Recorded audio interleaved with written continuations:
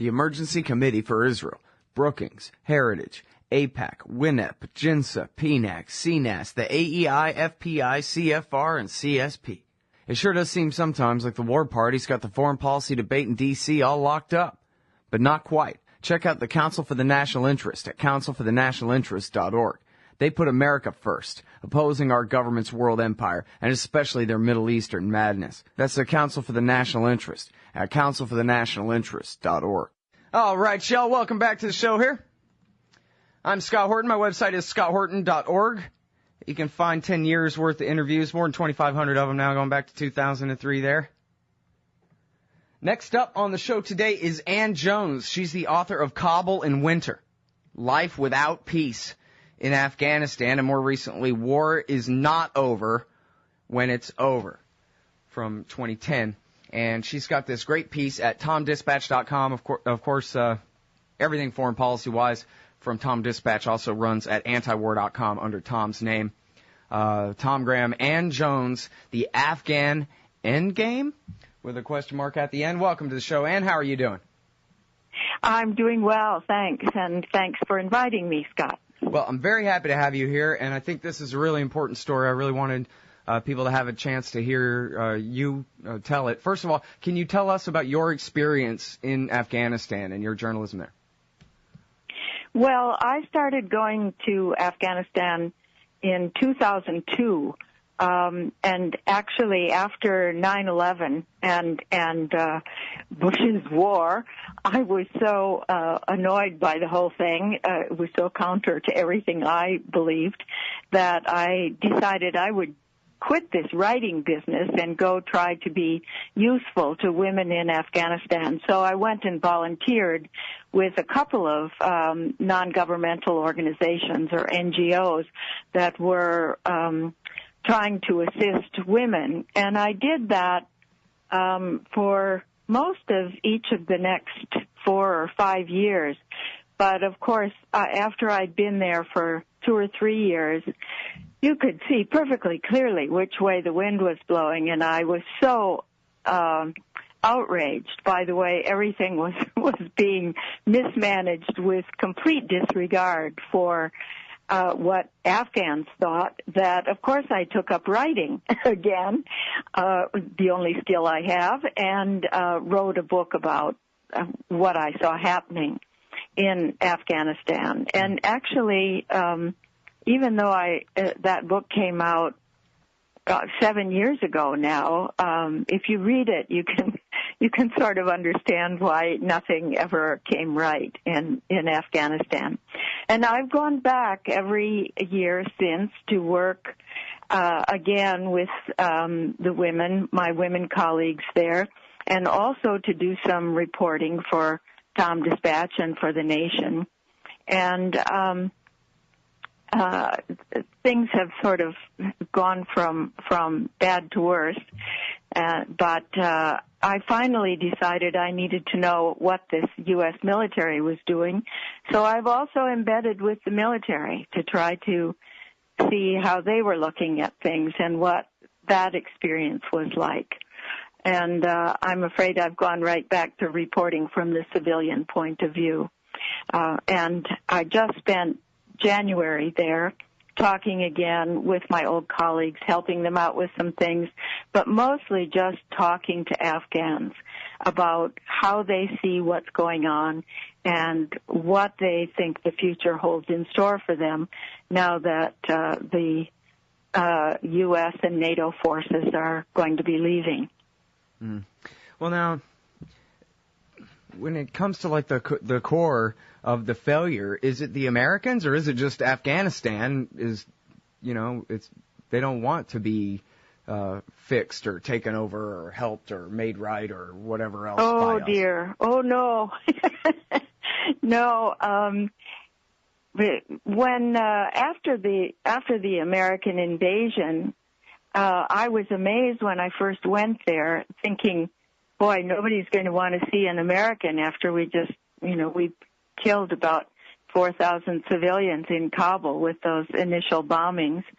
But everyone was so glad to see the back of the Taliban and so hopeful and so eager to get to work, despite the fact that their city had just been completely destroyed, because they thought that America really meant it when they said they wanted to give Afghanistan a fresh start.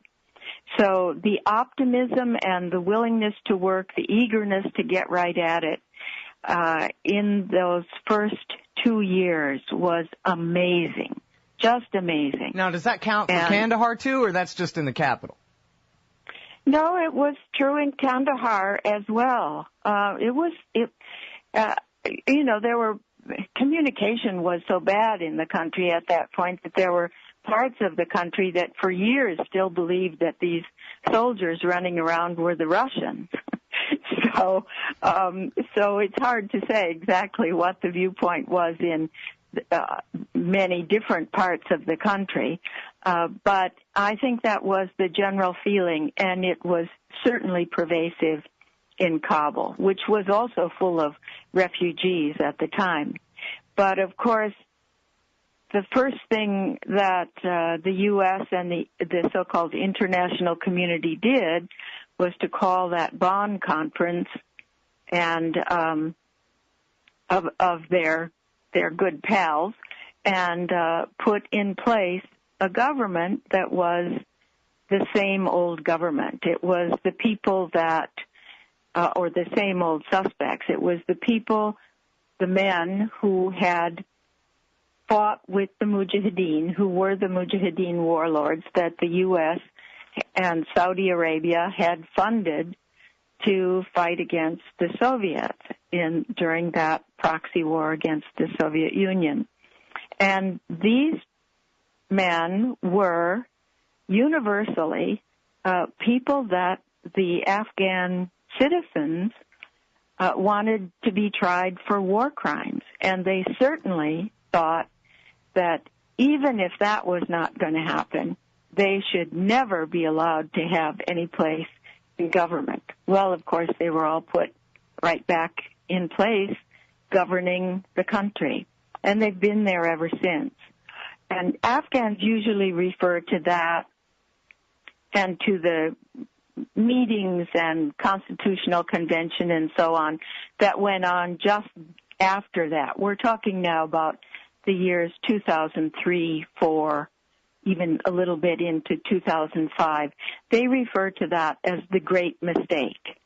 And if the international community had had the courage of its convictions to really kick these old fighters out of there and side with the Afghan people that they weren't qualified to lead them, if they really had tried to bring in new leaders by a more democratic conference, including all sides in that conference, maybe it would not have worked.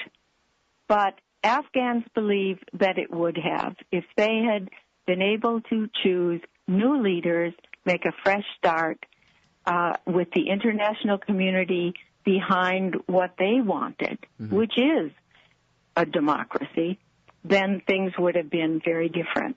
You know what I don't understand, though, is why the Americans did it the way they did it, because it's not like General Dostum and the rest of these guys are very reliable. Hamid Karzai, like you say in your article, which I swear we're going to get to here before too long, is that they're done. Hamid Karzai, without the Americans to back him and his government, they wouldn't be the government. Simple as that, right? So why wouldn't they want to back the creation of a government that actually, has a little bit of its own legitimate authority? Well, as you know, Scott, the U.S. has a long and unfortunate history of backing the wrong guys in a lot of countries. And we usually pick somebody we think we can have control over. We're not concerned about how the people in the country might feel about that person's leadership or the leadership of that group. And these are the old familiar faces, Right. It's that old saying, the devil you know is better than the one you don't know. And we certainly knew a bunch of devils, the guys that we funded in that war against the Soviets. And we picked them precisely because they were very religious. The head of the CIA at that time, Bill Casey, was a very devout Catholic, and he thought, who better to side with in defeating those godless communists than these super religious Muslims? So we picked them because they were as religious as we are. And we were warned at the time by the Soviets, by Afghans themselves, by many Europeans who knew the country better than we did, and even by Americans who had spent time in the country and knew it quite well. We were warned that we were siding with the people who were going to turn around and get us. And that, of course, is exactly what has happened. Yeah. You know, I remember it was Anand Gopal from the Christian Science Monitor had published this thing, and it was from all the warlords that they sided against, basically. The Haqqanis, the different, so-called Taliban, but also, different groups allied with the Taliban, et cetera. I think it was a good, maybe 10 or a dozen different of these warlord guys saying, hey, listen, you win, Americans, you sack Kabul, you're the ones in charge, but we'll work with you. If you'll only just work with us, we can make a deal. And the Americans told them all to go to hell, and they're the ones who, reading your article, sounds like they're going to be the ones who really take up the power when the Americans go, because even though it makes sense to back Karzai because he needs us for, say, 2004 through, 2012, we got to go. And so now the country's going to be turned over to our enemies, and it's going to be like the fall of Saigon and a giant catastrophe. Well, guess what? I mean, the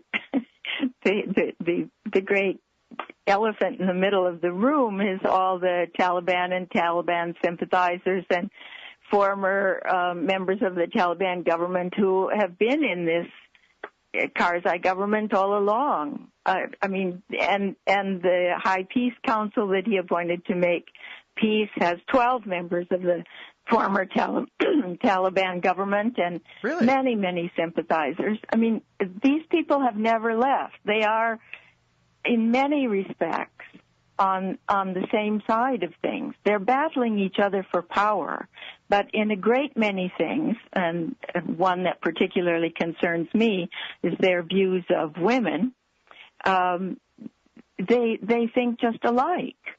So, I hate to keep harping on something that happened in the very beginning, because people always want to know, well, what can we do about it now? How can we do things now? The point is that when you make such a disastrous, humongous mistake in the beginning that people who know better have warned you against, you go ahead with it in all your arrogance and power, then you're stuck trying to work things out. And that's essentially what we've done ever since. We've thrown more money, more soldiers, more weapons, more allies, everything we could think of at this problem. But we were just looking then to try to dominate it by force. And it doesn't work when you've set things up in the wrong way in the first place.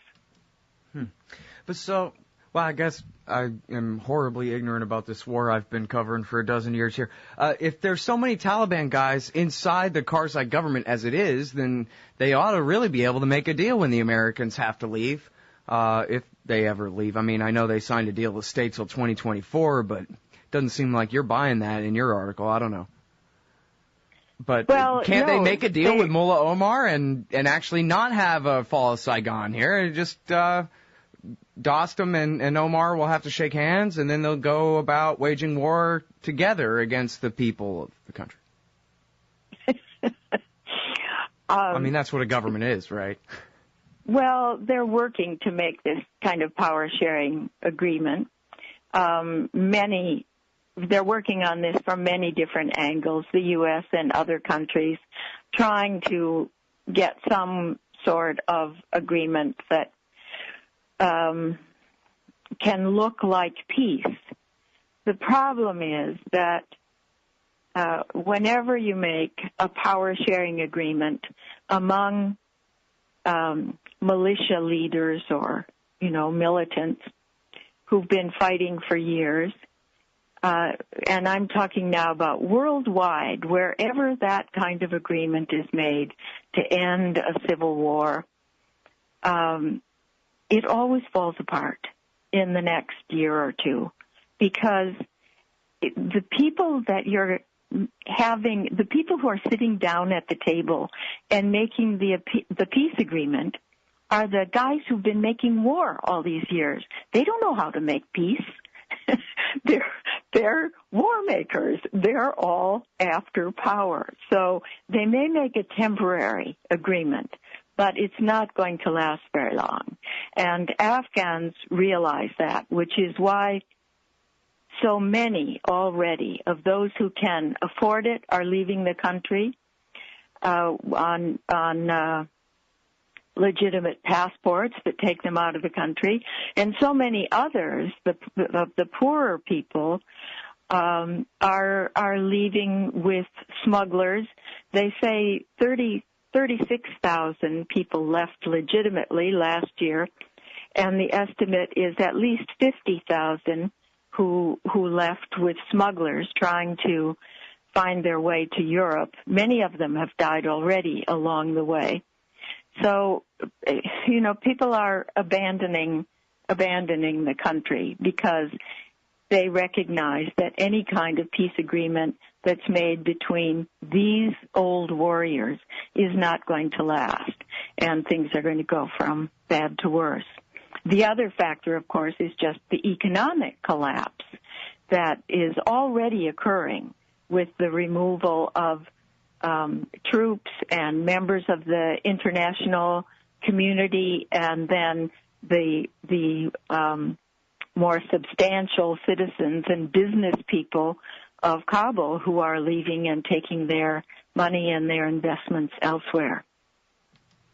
Yeah, well, and then now you're on the slippery slope, right, where the place just becomes a worse and worse place to live, and more people who have the means to be able to leave, and those are the very same people who could be helping put things back together, particularly running businesses, getting goods and services to people who need them. And that's exactly right. It's such a shame that anybody should have to be so poor in the 21st century. It just makes no sense, but that's it. Well, this has really been a historic tragedy for Afghanistan, because they've had in the last century, they had several turnovers of government, starting with the communist coup, the Republican coup first, and then a communist coup, and then the Russian invasion, and then the Civil War, and then the Americans. And after every one of those dramatic changes in the government, there was this kind of exodus of the best qualified people. So Afghans today, it's not a big country. It's a little smaller than Texas, and it has probably maybe 25 million people at most. But Afghans worldwide are the largest population of refugees from a single country. So the people who've left that country over the years since the 1970s are now, very successful citizens and business people and so on in Australia, in several different parts of the U.S. There are substantial populations in Canada and in all the major European countries. They try to come back always when they think there's going to be a change for the better. A lot of them came back after the American invasion thinking they would be part of this new start for Afghanistan. But when they saw who the international community was putting into power, they kept trying for a while, but then most of them left and went back to the countries in which they've made new lives for themselves earlier. So this continues to happen over and over, and it's a very sad thing for all of them. All right, now, in Iraq, when they really fought that war the whole time for the Shiite parties, who have the majority of the population backing them. They helped them take Baghdad, and by the end of it all, they said, all right, thanks, now get the hell out, because they didn't need us, right? But that whole time they were saying things like, well, we're going to stay on the Korean model, about 50 years, something like that. They were in real denial. Bush was pushing for, 54 Iraqi bases even in 2008. Before he signed the thing saying, okay, I guess we'll just go ahead and go. But now, so the reason I say all that is to try to make the parallel, or see if you can take apart the parallel to Afghanistan, where they've been saying things like, we want to stay until 2024. We'll call it 2014, but we really mean 10 years after that, at least. And I just wonder, what does that mean? How many soldiers do you think that they plan on leaving there, or any at all, or what is that? I can't answer for the military, Scott. I have no idea if the numbers keep going up and down and sideways. But we started talking very early on after the invasion. Donald Rumsfeld was already talking about permanent bases in Afghanistan. That didn't make the papers much in the U.S., but it certainly made the papers in Afghanistan. So Afghans have actually thought all along that the U.S. was planning to stay forever, and finally they have gotten pretty tired of it. But at least the people who live in Kabul wouldn't mind having Americans stay around to do whatever it is they want to do in smaller numbers, because the international forces, the International Security Assistance Force, which was taken over then by NATO, has actually protected Kabul all this time throughout the wars, so that apart from occasional attacks and IEDs and so on, Kabul has been relatively peaceful, even though it's so heavily fortified. And so people in Kabul are worried. If all forces are withdrawn, then what happens to them? Because then they think the Taliban really will overrun the city. So people in the capital don't mind the U.S. keeping some forces there, and they believe the U.S. wants to stay there because it would be so convenient for the U.S. then to bring pressure to bear on Iran and on China. It's a convenient place for the U.S. to have bases, and it's okay with them. The people in the countryside in Afghanistan feel a lot differently because they've suffered the most, getting caught in the crossfire between the NATO and the Americans and the Taliban, and they just don't want any foreign forces around, period. Yeah, it's been a few years now, but when I talked with Malalai Joria, she was just saying, stop helping me, just get out. And she knew that the women of Afghanistan are up against a real conflict. They know that they have their problems, but she was just saying, nothing you can do can help me. So all you're doing really is putting off the day when the people of Afghanistan finally have a chance to reckon with Dostum and with Mullah Omar and the rest of these guys and pick someone else. But really, you keep saying that you're trying to help the women of Afghanistan, but really you're just making things worse, and you're putting off the time when we can finally try to make things right ourselves. Well, I think that's exactly right. And, of course, it was Malalai Joya who, so famously stood up and said those things at the first Loya Jirga in 2003, the first meeting. And she stood up and said, why are all these war criminals sitting in the front row? Why aren't they on trial somewhere? Why aren't they in Pulicaki, the prison? And she had to be put under UN protection because, of course, that her opinions didn't sit well with those warlords. And people at the time, the men in power, really denounced her as this hothead, and she was then elected by a very wide margin to Parliament, and they got her thrown out of the Parliament too, and she's been under death threats ever since. And the word that goes around about her is, oh, she's such an extremist. But in fact, she was expressing a point of view that was very commonly held in Afghanistan at the time and still is. But the people she was denouncing, those warlords who are still there in the government, have so much power and are so unscrupulous that it's not only very dangerous to be Malalai Joya, but it's very dangerous to be a person who stands up beside her and says, you know, she's right. Yeah, it's got to be really hard. And, of course, with a future coming that doesn't look very bright, really, either. I mean, one way or the other, like you're saying, they made all these worst mistakes way back then, whether the Americans leave in 2014 or 2024. They still are stuck with the Dostums and Malomars of Afghanistan, at least for the medium term, right? Yes, exactly. And also, I mean, we've been talking here as though when the U.S. leaves, then maybe bad things are going to start to happen.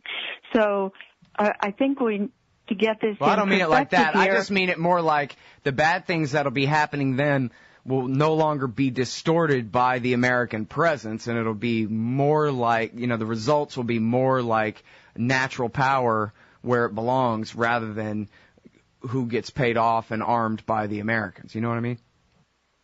Yes, I understand that point of view, but what I need to say is that things have already turned around for Afghan women, and that is very little publicized. But from about 2004, 2005, there were a series of assassinations of women who were leaders for women in one way or another. Some were women who violated the Taliban's rules. So women who became presenters on TV, women who were police officers, women who worked with NGOs that assisted women.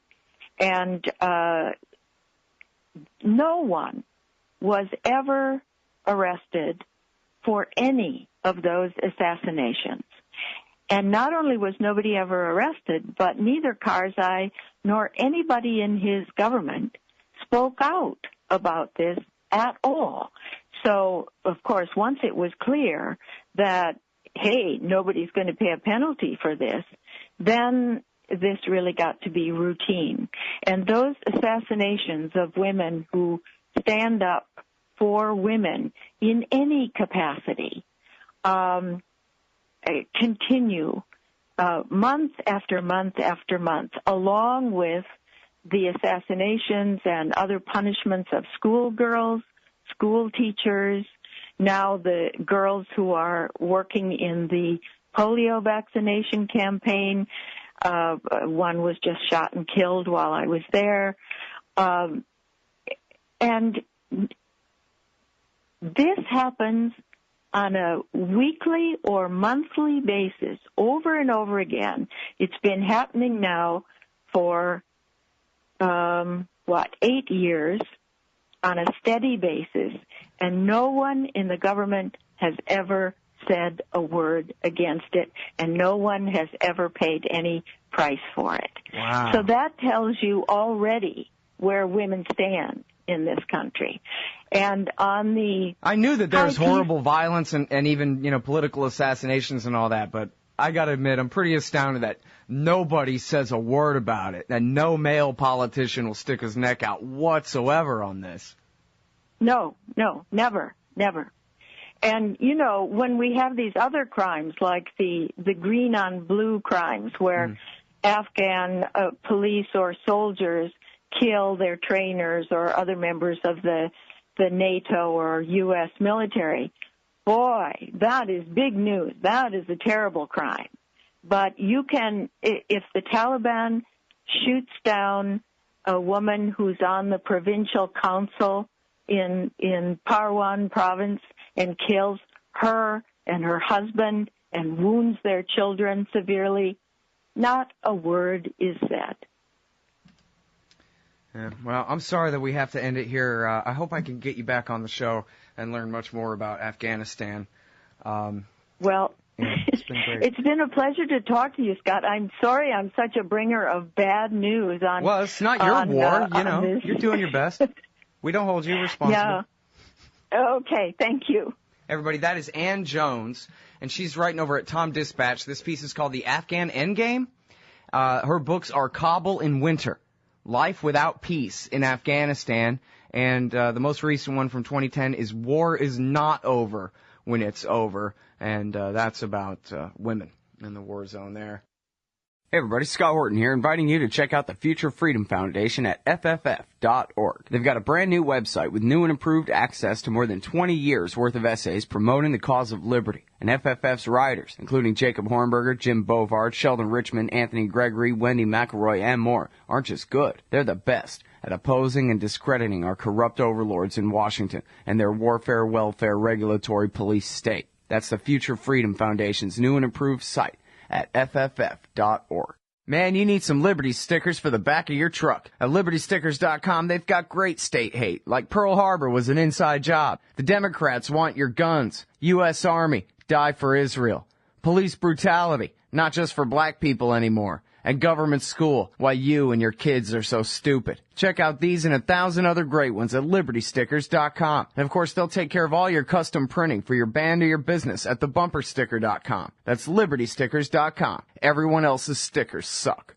Hey everybody, Scott Horton here. Ever think maybe your group should hire me to give a speech? Well, maybe you should. I've got a few good ones to choose from, including How to End the War on Terror, The Case Against War with Iran, Central Banking in War, Uncle Sam and the Arab Spring, the ongoing war on civil liberties, and of course, why everything in the world is Woodrow Wilson's fault. But I'm happy to talk about just about anything else you've ever heard me cover on the show as well. So check out youtube.com/Scott Horton Show for some examples, and email Scott at scotthorton.org for more details. See you there. Hey ladies, Scott Horton here. If you would like truly youthful, healthy, and healthy-looking skin, there is one very special company you need to visit, Dagny & Lane at dagnyandlane.com. Dagny & Lane has revolutionized the industry with a full line of products made from organic and all-natural ingredients that penetrate deeply with nutrient-rich ionic minerals and antioxidants for healthy and beautiful skin. That's Dagny & Lane at dagnyandlane.com. And for a limited time, add promo code SCOTT15 at checkout for a 15% discount. Hey y'all, Scott Horton here, inviting you to check out wallstreetwindow.com. It's a financial blog written by former hedge fund manager Mike Swanson, who's investing in commodities, mining stocks, and European markets. Wall Street Window is unique in that Mike shows people what he's really investing in and updates you when he buys or sells in his main account. Mike thinks his positions are going to go up because of all the money the Federal Reserve is printing to finance the deficit. See what happens at wallstreetwindow.com. And Mike's got a great new book coming out, so also keep your eye on writer MichaelSwanson.com for more details.